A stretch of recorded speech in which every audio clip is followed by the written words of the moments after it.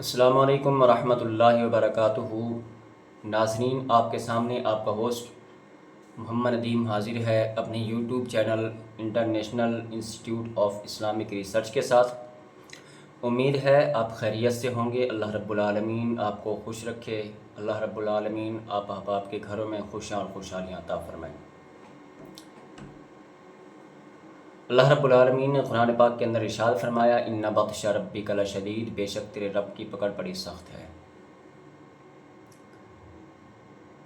اللہ رب العالمین نے قرآن پاک کے اندر انسانوں کو واضح ہدایت عطا فرمائی ہے۔ احادیث مبارکہ میں آقا کریم صلی اللہ علیہ وسلم نے واضح احکامات ارشاد فرمائے ہیں کہ من تواضع لأخیہ المسلم رفعہ اللہ، جو بندہ اپنے بھائی کے سامنے تواضع اور انکساری کے ساتھ رہتا ہے، اللہ رب العالمین اس کو بلندیاں عطا فرماتا ہے۔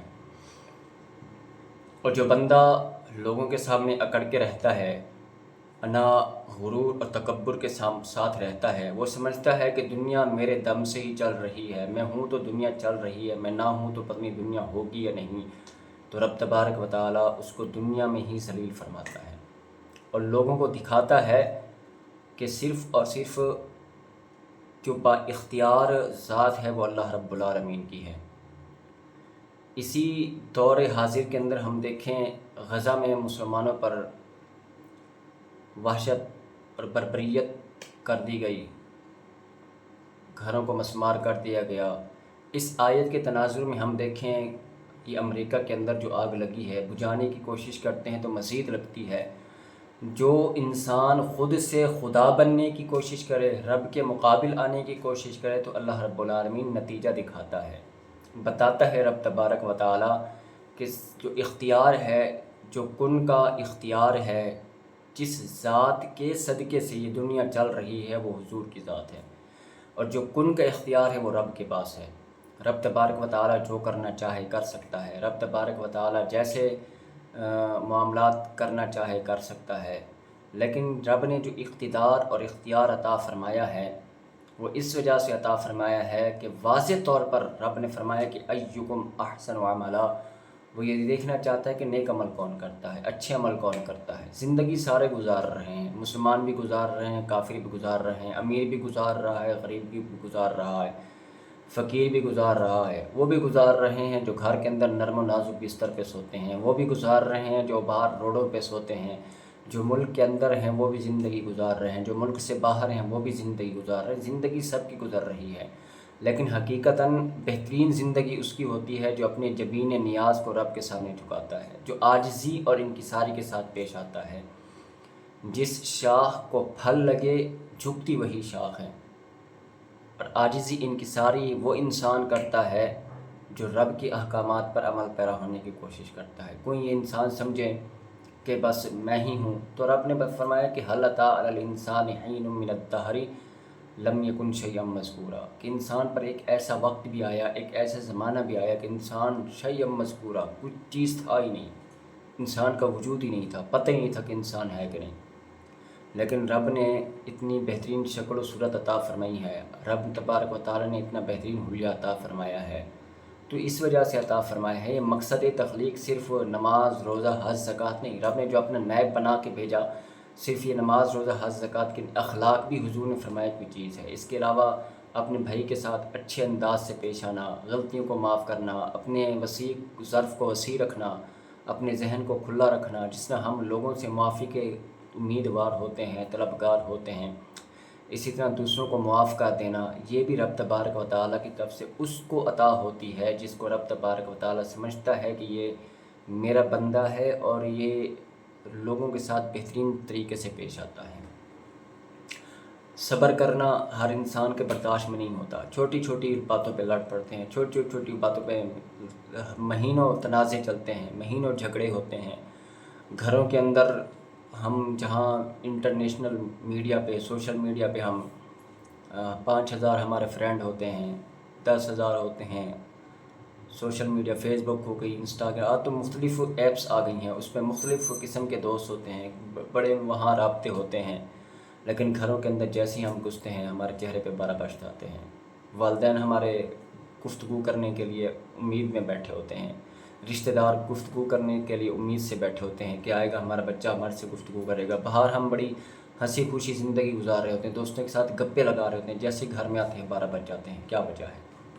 وجہ یہ ہے کہ ہم نے اس دور کے اندر سوشل میڈیا کو تو ٹائم دیا لیکن گھر والوں کو ٹائم نہیں دیا. ہم نے صرف عبادت نماز روزے کو سمجھ لیا ہے. ہم نے عبادت صرف زکوٰۃ کو سمجھ لیا, صدقات کو سمجھ لیا ہے.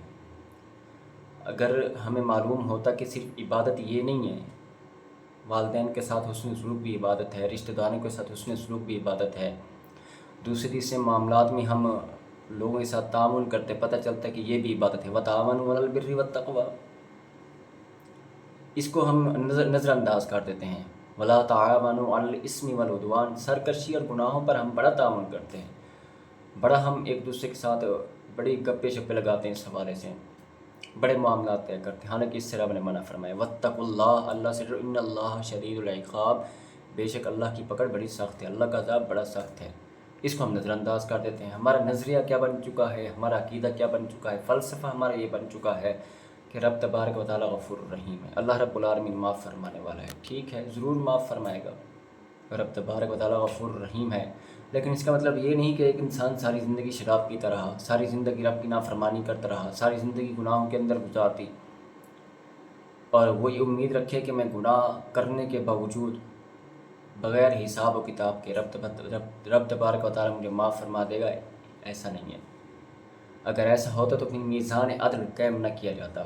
یہ میزان عدل جو قائم ہوگا یہ اسی حوالے سے قائم ہوگا کہ دنیا کے اندر جن کو انصاف نہ ملا, دنیا کے اندر جو بے بسی کی زندگی گزار کے گئے, دنیا کے اندر جو مایوسی کی زندگی گزار کے گئے, دنیا کے اندر جو بے بس ہو کے گئے, وہاں رب تبارک و تعالیٰ کی بارگاہ میں کھڑے ہو کے کہیں گے.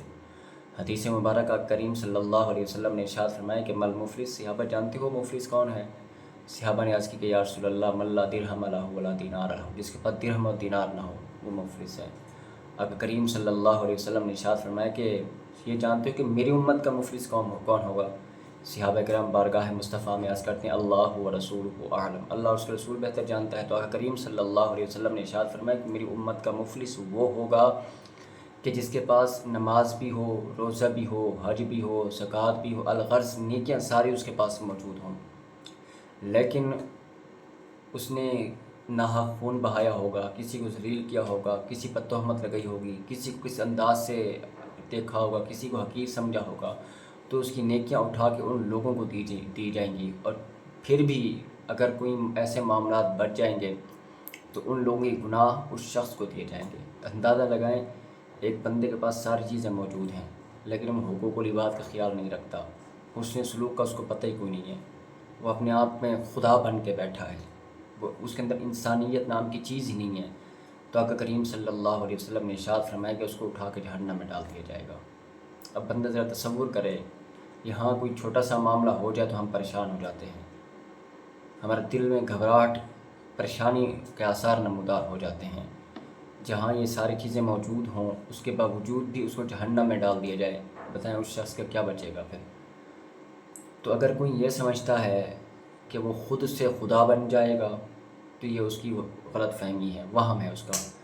خود سے خدا کوئی نہیں بن سکتا. رب نے قرآن میں فرمایا کہ لمن الملک اليوم, رب تبارک و تعالیٰ پوچھے گا اس دن بادشاہ کون ہے, سارے خاموش ہوں گے. اولو الانبیاء, اولو العزم پیغمبر بھی خاموش ہوں گے, سارے لوگ خاموش ہوں گے. یہاں بادشاہ بنے بیٹھے ہوتے ہیں, سمجھتے ہیں کہ اقتدار بھی ہمارا ہے, اختیار بھی ہمارا ہے.